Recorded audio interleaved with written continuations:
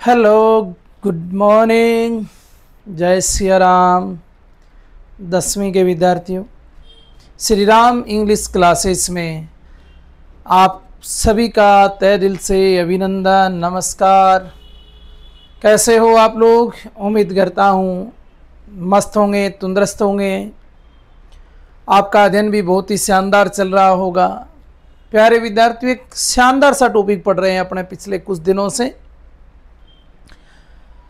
मुझे कई बार तो यूँ एहसास होता है कि मैंने उस टॉपिक को लिया है जो टॉपिक आप पहली बार पढ़ रहे हैं।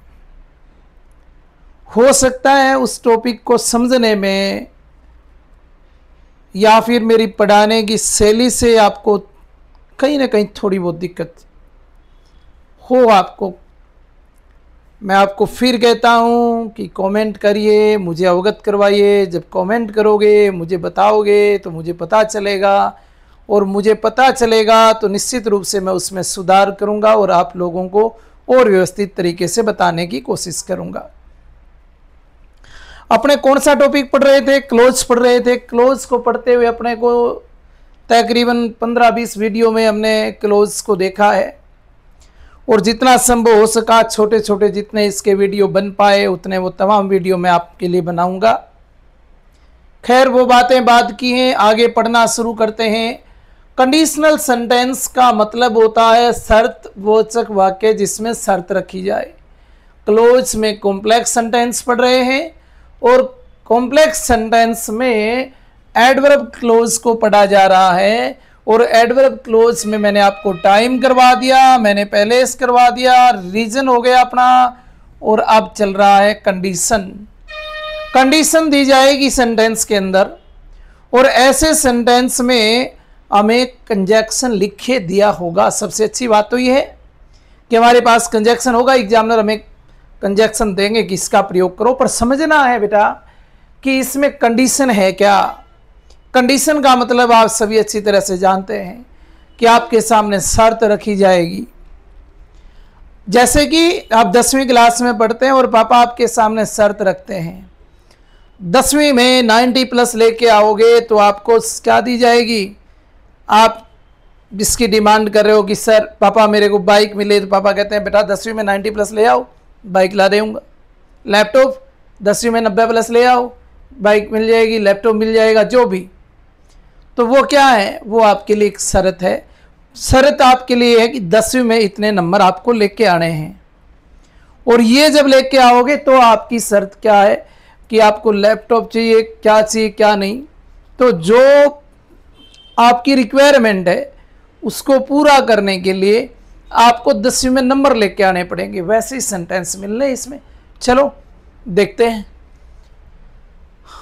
शर्त को बताने वाले कंजक्शन कौन से हैं, ऐसे कौन से कंडीशनल कंजक्शन जो कहलाएंगे।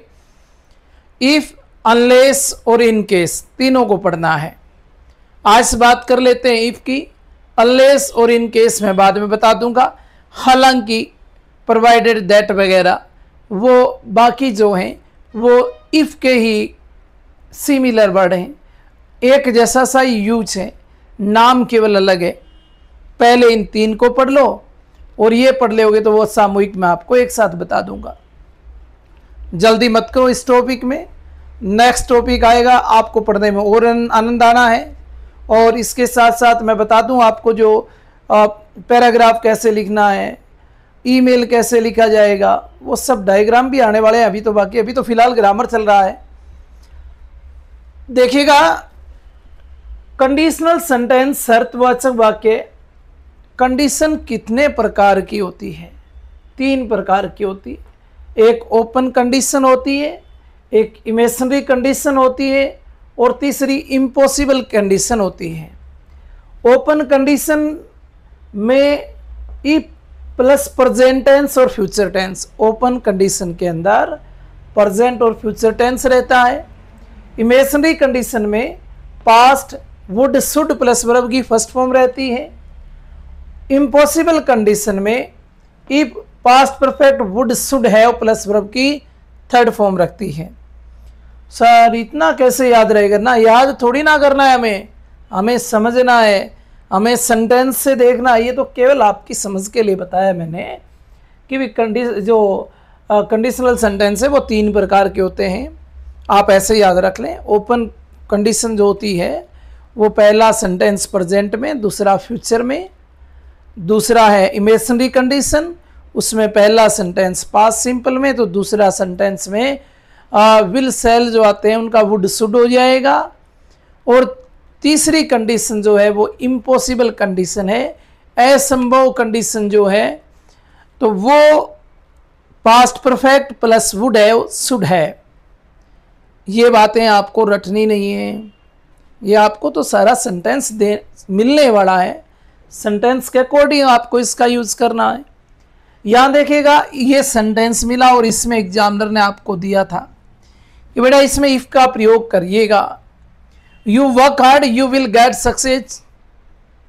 आपने इस सेंटेंस को पढ़ा और आपने पढ़ा कि यहां वर्ब की फर्स्ट फॉर्म दे रखी है, आपने देखा कि यहां विल प्लस वर्ब की फर्स्ट फॉर्म दे रखी है, सिंपल सा फंडा है।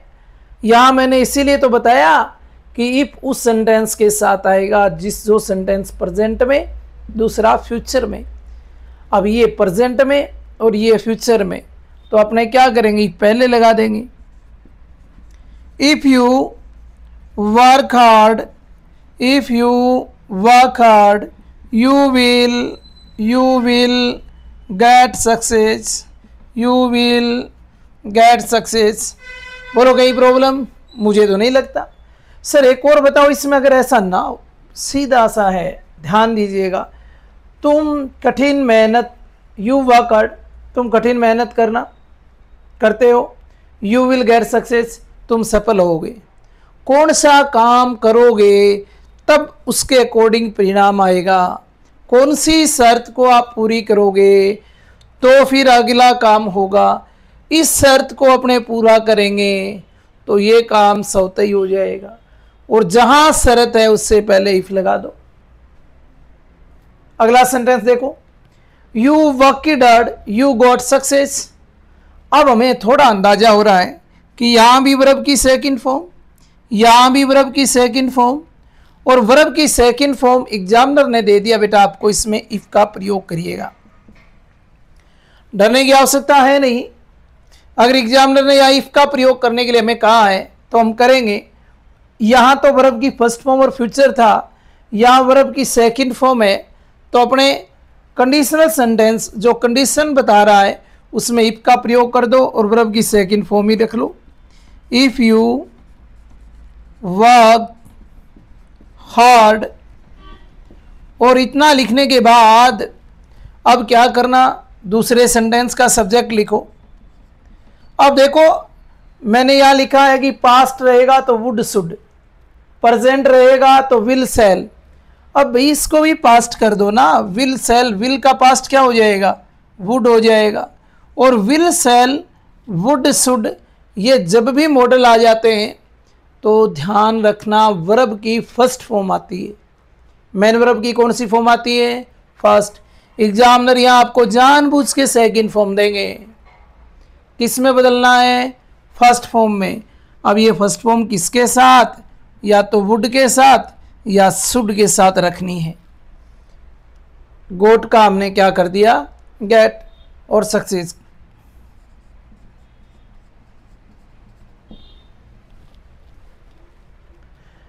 जब एग्जामिनर वर्ब की फर्स्ट फॉर्म दे, एक तरफ हमें फ्यूचर दे, तब तो हमें फर्स्ट फॉर्म के साथ इफ लगा के सेकंड को फ्यूचर में ही रखना है।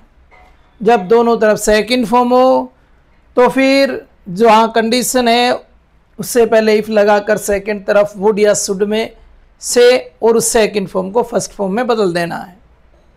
तीसरी कंडीशन और देख लो, you had worked hard you had got success. Had plus verb की third form, had plus verb की third form past perfect. Past perfect यानी आप कह सकते हैं इम्पॉसिबल कंडीशन। इम्पॉसिबल कंडीशन में भी सेम ही कहानी रहेगी, आप जहाँ कंडीशन है उससे पहले इफ लगा दो। If you had worked hard you, अब ध्यान रखना बेटा, यहाँ सेकंड फॉर्म दी थी तो हमने वुड प्लस वर्ब की फर्स्ट फॉर्म की, क्योंकि पहले वाले में वर्ब की सेकंड फॉर्म थी। तो ये second past would should plus verb की फर्स्ट फॉर्म किया, जो इमेजिनरी कंडीशन को बता रहा था। लेकिन पास्ट परफेक्ट होगा तो would should have plus verb की थर्ड फॉर्म आएगी। अब हैड नहीं आएगा, यहाँ हैड को अब बदल देना है वुड हैव में। किस में बदल देना है? वुड हैव में। और आगे सेकंड और थर्ड फॉर्म तो समान होती हैं, तो थर्ड ये गॉट सक्सेस। बात समझ में आई क्या? If you had worked hard you would have got success. सुनो एक बार दोबारा मेरी बात। 3 तरह के सेंटेंस हो सकते हैं जो आपको एग्जाम में मिलने वाले हैं। अगर ऐसा सेंटेंस आए जिसमें वर्ब की फर्स्ट फॉर्म दे रखी है, विल सेल प्लस वर्ब की फर्स्ट फॉर्म दे रखी है दूसरी तरफ, तब तो आपको कोई ज़्यादा बदलाव करना है नहीं। जहां कंडीशन है उससे पहले इफ लगा दो, दूसरी तरफ विल सेल प्लस वर्ब की फर्स्ट फॉर्म ही रह जाएगी। अगर दोनों सेंटेंस में वर्ब की सेकंड फॉर्म दे रखी है तो ये वाला स्ट्रक्चर काम करेगा। वो सेकंड फॉर्म को सेकंड फॉर्म ही रहने दो, जिसमें कंडीशन है उससे पहले इफ लगा दो। और क्या करें? और हमें कुछ नहीं करना। ये जो सेकंड फॉर्म है ना, इस सेकंड फॉर्म को वुड में बदलना है, सेकंड की फर्स्ट कर देना। वुड लगा के इसकी फर्स्ट फॉर्म करके लिख देंगे। पर ध्यान रहे, दोनों तरफ जब सेकंड फॉर्म दे रखी हो तब ऐसा करना है। अगर एक तरफ या दोनों तरफ हेड प्लस वर्ब की थर्ड फॉर्म दे रखी है तो फिर इस वाले स्ट्रक्चर को यूज में लेंगे, यानी पास्ट परफेक्ट तो एक तरफ रह नहीं देंगे, हेड प्लस वर्ब की थर्ड फॉर्म तो उस तरफ रह नहीं देंगे जिस तरफ कंडीशन रखी गई है। लेकिन वो कंडीशन पूरा होने के बाद जो परिणाम है उस तरफ अपने वुड हैव या शुड हैव कर देंगे। देखो हमने किया, if you had worked hard, you इस हेड को बदल दिया हमने वुड में, है वुड हैव में, और गॉट सक्सेस हो गया। उम्मीद करता हूं ये बातें आप लोगों को समझ आई होगी। इफ का प्रयोग आपको पूछा जाएगा, बेटा ये 3 सेंटेंस देख लें। कंडीशनल सेंटेंस पूछा जा सकता है और इनमें कौन सी कंडीशन आपसे पूछी जा सकती है। आपको ध्यान रहे, कंडीशन 3 प्रकार की होती है।